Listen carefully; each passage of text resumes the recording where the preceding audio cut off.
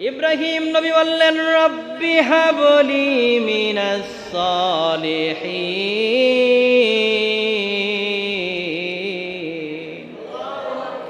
হে আল্লাহ, আপনি আমাকে একজন নেককার সন্তান দান করেন।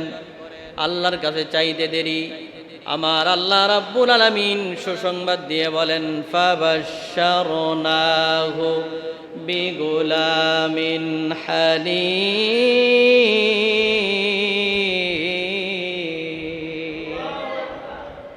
আল্লাহ বলেন, আমি ইব্রাহিমকে নেককার সন্তানের সুসংবাদ দিয়ে দিলাম। জুড়ে বলুন সুবহানাল্লাহ।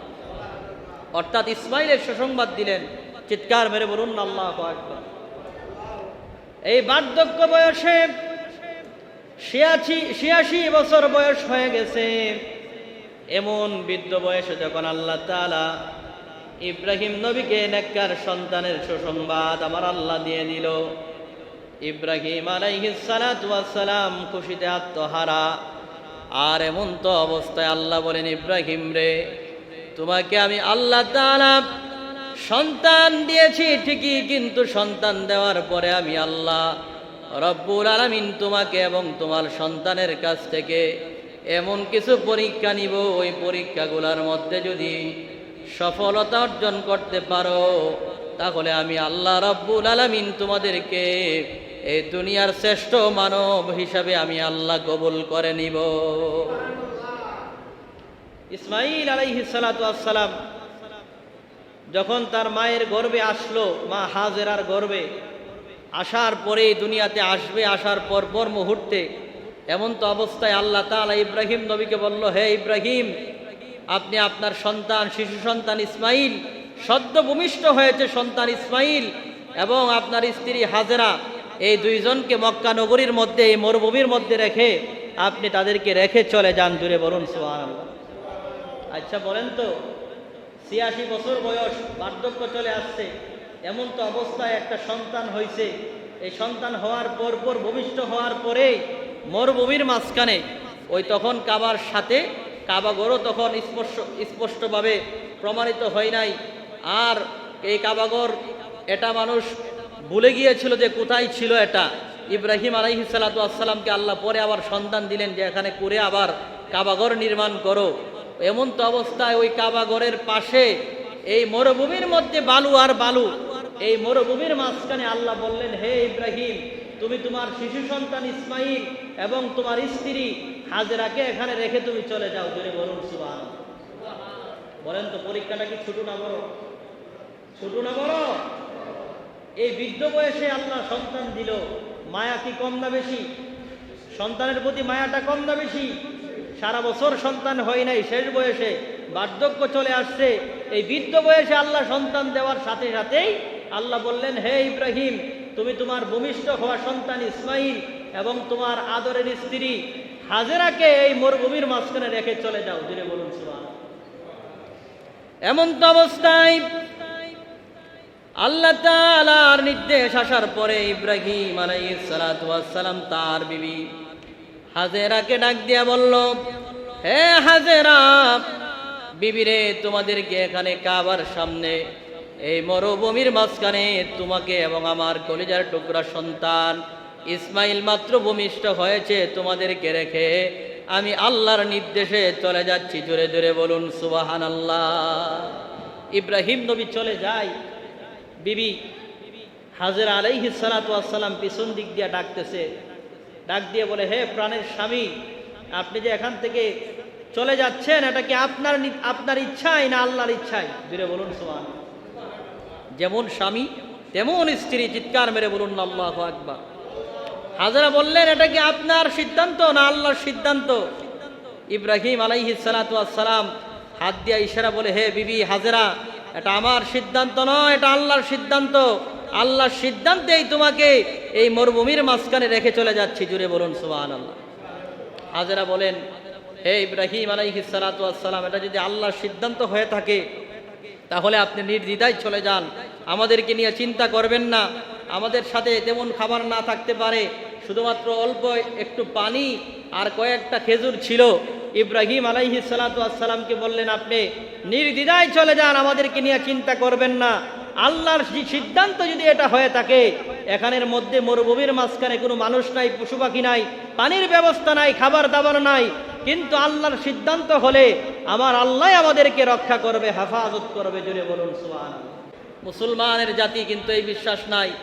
আমরা শুধুমাত্র হাহাকার করি, হাই হাই আমার কি হবে, কোথায় থেকে খাবার আসবে, রিজিক কোথায় থেকে আসবে। এই যে কয়েকদিন আগে এখনো চলতেছে, মাত্র এক সপ্তাহের বৃষ্টিতে আমাদের ধানগুলা নষ্ট হয়ে গেছে। জুড়ে বলুন ঠিক না বেটি? বেশিরভাগ কৃষকের ধান নষ্ট হয়ে গেছে। ওই আল্লাহর উপরে তো ভরসা নাই, যদি থাকতো তাহলে আমার আল্লাহ আমাদের ফসলগুলা নষ্ট করতো না। জুড়ে বলুন ঠিক না বেটি? রসুল বলেন, যখন উম্মত এই জাতি যখন বেশি বেশি পাপ করবে, যখন অন্যায় অপরাধ দুনিয়ার মধ্যে যখন বেড়ে যাবে, যখন মিথ্যা ফাসাদ এবং বিভিন্ন ধরনের হত্যাকাণ্ড যখন সমাজে বেড়ে যাবে, তখনই আল্লাহ তাআলা বিভিন্ন ধরনের বালা মুসিবত গজব আযাব দেয়। জুড়ে বলুন ঠিক না বেটি? এক সপ্তাহের বৃষ্টির মাধ্যমে যদি আমাদের সমস্ত ফসলগুলো নষ্ট হয়ে গেল, অনেকের ফসল নষ্ট হয়ে গেছে, তাহলে ওই আল্লাহ যদি আমাদেরকে না খাওয়াই, রিজিক না দেয়, দুনিয়ার কোনো শক্তি আছে আমাদেরকে খাওয়ানোর? জুড়ে বলুন না, আছে নাকি?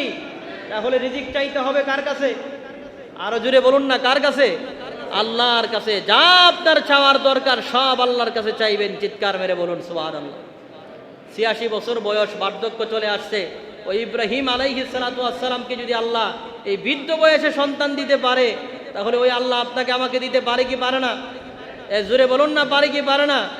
আবার অনেকে চায়েন, আপনারা বয়স হয়ে গেছে, বার্ধক্য, এক মুরব্বী চাচা, ওরা প্রত্যেক দিন ইমাম সাহেবের কাছ থেকে শুনছে এই দোয়া, রব্বি হাবলি মিনাস সালিহিন।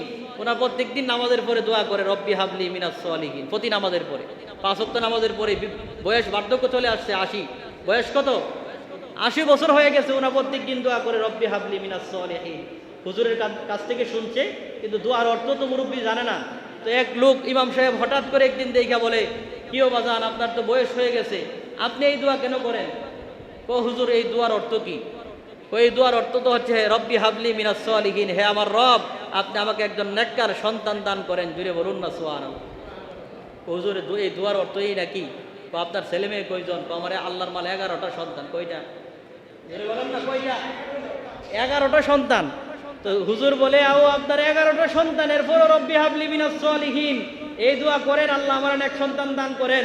তো হুজুর, এই দোয়ার অর্থ যে এটা যদি আমি জানতাম, আজ থেকে আরো 30 বছর আগে এই দোয়া বন্ধ করতাম, কারণ আমার তো আর সন্তানের দরকার নাই, আমার তো অলরেডি 11টা। কয়টা? আল্লাহর মাল কয়টা? 11 সন্তান। তাহলে দোয়াও বুঝে শুনে অর্থ জেনে পড়তে হবে, কারণ যার জন্য যেই দোয়া শুনলেই পড়া যাবে না। রব্বি হাবলি মিনাস সালিহিন 80 বছর বয়সে পড়লে সন্তান তো আপনার এমনি আছে, আরো বাড়লে অবস্থা খারাপ হয়ে যাবে। জুড়ে বলুন ঠিক না বেটি? তাহলে এই দোয়া কার জন্যে? ইব্রাহিম আলাইহিস সালাতু ওয়াস সালাম, বার্ধক্য চলে আসছে, ছেলে মেয়ে নাই, আল্লাহর কাছে বলছে, আল্লাহ আপনি আমাকে এক সন্তান দান করেন। বলতে দেরি আমার আল্লাহ বলেন, ফাবাশশারনাহু বিগুলামিন হালিম, আমি আল্লাহর কাছে বলতে দেরি, আমি আল্লাহ ইসমাইলের সুসংবাদ দিতে দেরি করে নাই। জুড়ে বলুন সুবহানাল্লাহ। তাহলে যাদের ছেলে নাই, মেয়ে নাই, ছেলে মেয়েই নাই, তারাই দোয়া করবেন, রব্বি হাবলি মিনাস সালিহিন। এই দোয়া 5 ওয়াক্ত নামাজের পরে করবেন। অবশ্যই আমার আল্লাহ সন্তান দিতে পারে কি পারে না? এই জুড়ে বলুন না, পারে কি পারে না? তাহলে সন্তান চাইবেন কার কাছে? আল্লাহর কাছে। অবশ্যই আল্লাহ দান করবে। এমন তো অবস্থায় ইব্রাহিম আলাইহিস সালাতু ওয়াস সালাম তার শিশু সন্তান ইসমাইল এবং হাজেরাকে যখন মরুভূমির মাঝখানে রেখে চলে গেল, রওনা দিয়ে চলে যাওয়ার পরে ইব্রাহিম আলাইহিস সালাতু ওয়াস সালাম চলে গেলেন। আর শিশু ইসমাইল ভূমিষ্ঠ হওয়ার পর থেকে সাথে যেই পানি ছিল হাজেরার সাথে, এই পানিটা কয়েকদিন পরে শেষ হয়ে গেল। এমন তো অবস্থায় হাজেরা চিন্তায় পড়ে গেল, আমার ভূমিষ্ঠ সন্তান ইসমাইল পানির পিপাসায় কাতর হয়ে যাচ্ছে, তার স্তনের দুধ শুকিয়ে গেছে, হাজেরার জবান শুকিয়ে গেছে, জিহ্বা শুকিয়ে গেছে। এমন তো অবস্থায় আমার আল্লাহকে ডাক দিয়া বলে, আল্লাহ, এই মরুভূমির মধ্যে দুনিয়ার অন্য কোনো মানুষ নাই, গাছপালা নাই, তরুলতা নাই, পানির ব্যবস্থা নাই। তুমি যদি আমাদেরকে পানির ব্যবস্থা না করো আর রিজিকের ব্যবস্থা না করো, তাহলে আজকে আমাদেরকে বাঁচানোর আর কেউ নাই। এই মরুভূমির মাঝখানে তোমার কাছে সাহায্য চাই, তুমি রব্বুল আলামিন আমাদেরকে রিজিকের ব্যবস্থা করে দাও। জুড়ে বলুন সুবহানাল্লাহ। এই যে বর্তমানে হাজী সাহেবরা হজ করতে গেলে এমনকি উমরা করার পরেও উমরার সাথে সাথেই কাবা শরীফ তাওয়াফ করার পরে এই সাফা মারওয়া 7 বার সাই করা লাগে, মানে দৌড় দিতে হয়। জুড়ে বলুন সুবহানাল্লাহ। আল্লাহ আমাকে যাওয়ার তৌফিক দিয়েছে, আমি গিয়েছি 22 সালে, এই সাফা মারওয়া সাই করেছি। এই সাফা মারওয়া দুইটা ছোট পাহাড়, যদিও এখন সেই নিদর্শনগুলো নাই, টাইস করে ফেলা হয়েছে। ওই সাফা মারওয়া দুইটা পাহাড়ের কাছেই হাজেরাকে রাখা হয়েছিল। এই হাজেরার পানি শেষ হয়ে যাওয়ার কারণে ইসমাইল আলাইহিস সালাতু ওয়াস সালাম ভূমিষ্ঠ হওয়ার পরই পানি নাই। এই শিশু সন্তান তার জবানটা শুকিয়ে গেছে, জিহ্বাটা বের হয়ে গেছে, হাজেরার স্তনের মধ্যে দুধ নাই। এমন তো অবস্থায় দেখবেন মরুভূমির মধ্যে বালুগুলার মধ্যে যখন রৌদ্রের তাপ লাগার পরে রৌদ্রের আলোতে মনে হয় যেন এখানে পানি আছে। এই মরুভূমির বালুগুলা চিকচিক করে, জুড়ে বলুন ঠিক না বেঠিক?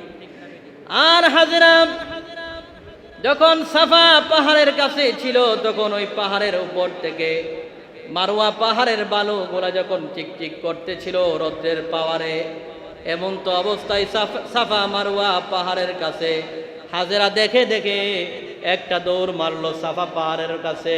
আবার সাফা পাহাড়ে পানি নাই, পানি না থাকার কারণে আবার মারওয়া পাহাড়ের মধ্যে আবার একটা দৌড় মারে।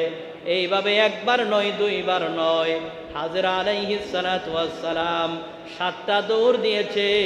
এই দৌড়টা আমার আল্লাহর কাছে এত পছন্দ হয়েছে, এই কিয়ামত পর্যন্ত দুনিয়ার যত হাজী সাহেবরা আছে, ওই হাজী সাহেবদের জন্য আমার আল্লাহ এই সাফা মারওয়া সাই করা আমার আল্লাহ ওয়াজিব করে দিয়েছে।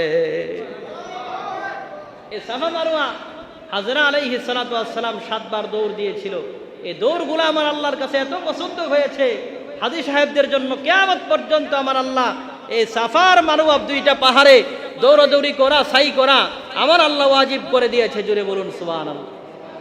দৌড় দেওয়ার পরে 7টা দৌড় দেওয়ার পরে এক পর্যায়ে তাকায়া দেখে ইসমাইল আলাইহিস সালাতু ওয়াস সালাম শিশু সন্তানকে যেই পাহাড়ের উপরে যেখানে রেখেছিল মরুভূমির উপরে, ওই জায়গার মধ্যে বর্তমান যেখানে জমজম কূপ, এই জমজম কাবার পাশেই, এই কাবার পাশে জমজম কূপের এই নিচে এখানেই তিনি শুয়েছিলেন।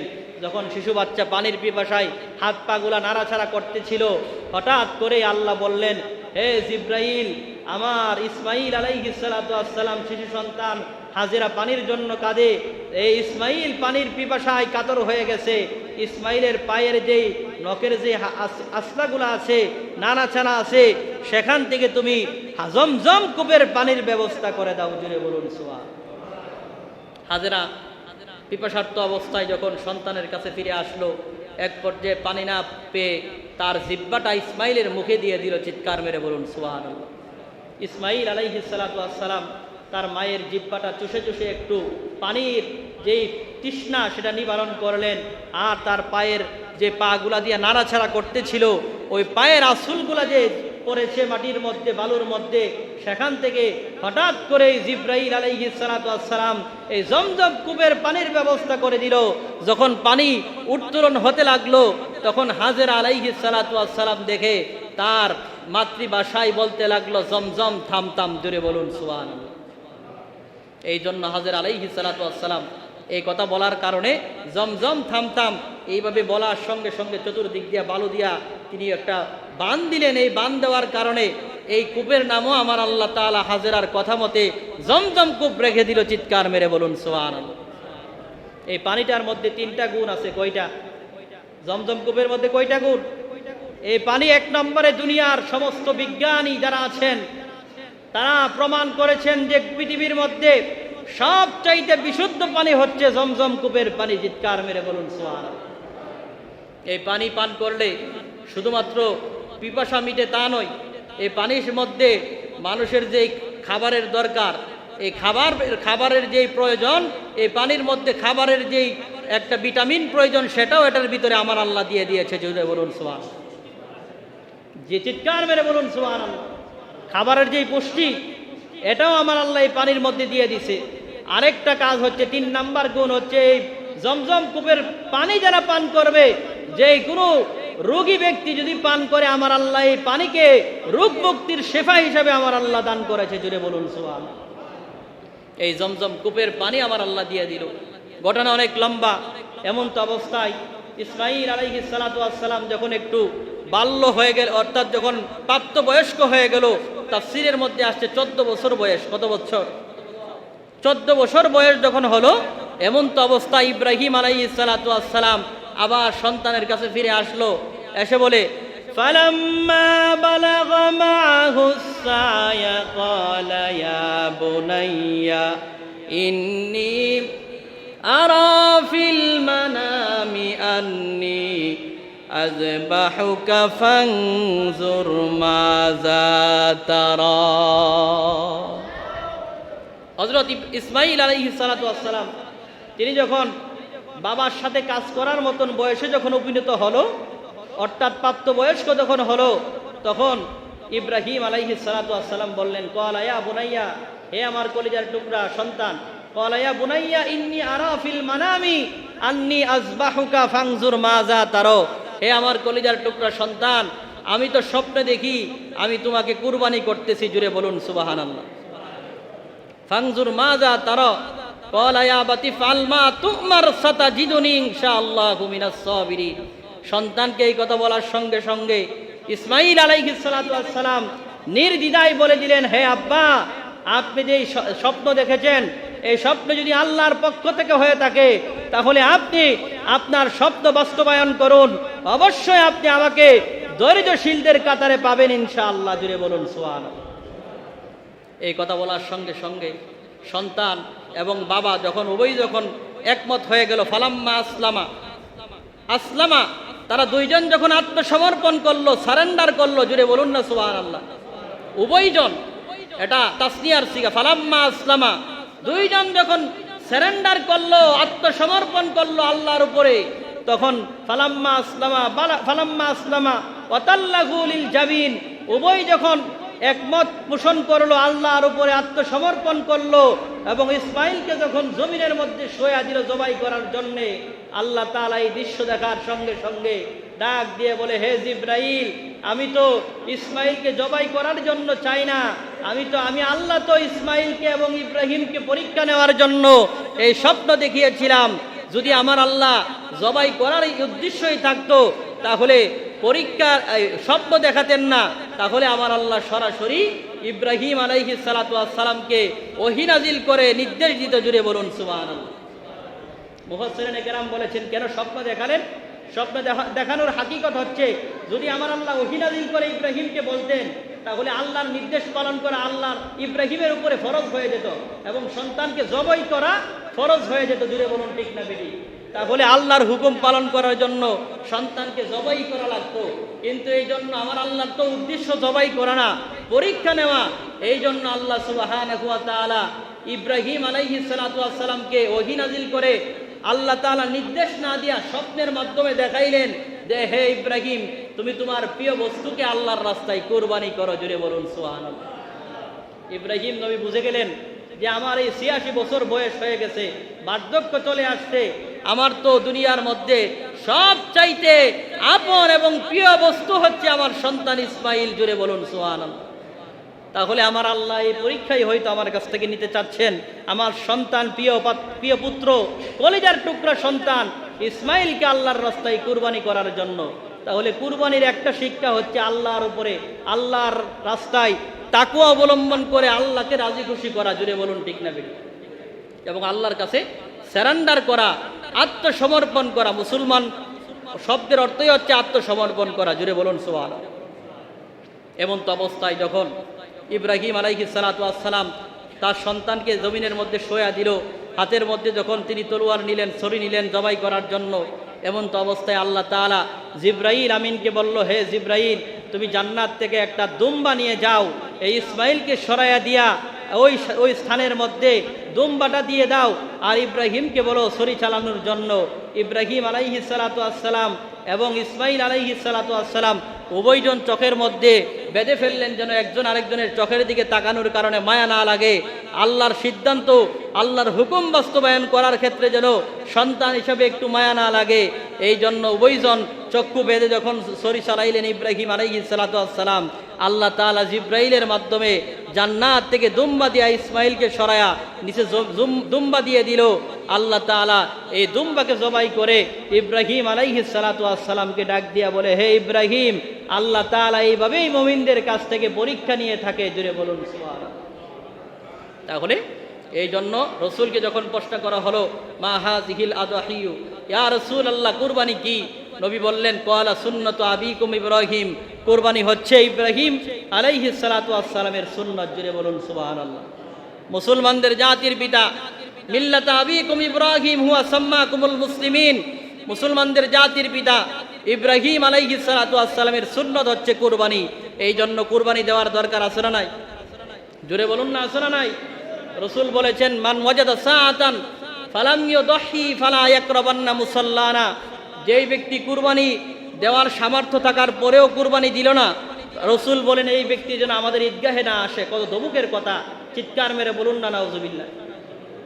রসুল কি বলেছেন? যার সামর্থ্য থাকার পরেও সে কুরবানি দিল না, সে যেন আমাদের ঈদগাহে না আসে। এরকম দবকের সুরে আল্লাহর রসুল বলেছেন। তাহলে কুরবানি যাদের সামর্থ্য থাকার পরেও দেয় না, আল্লাহর রসুল তাদেরকে ঈদগাহে যেতে নিষেধ করেছে। চিৎকার মেরে বলুন নাউজুবিল্লাহ। এই জন্য কুরবানি দেওয়ার দরকার আছে না নাই? আরো জুড়ে বলুন না, আছে না নাই? অবশ্যই যাদের কুরবানি দেওয়ার সামর্থ্য আছে সবাই কুরবানি দিবেন।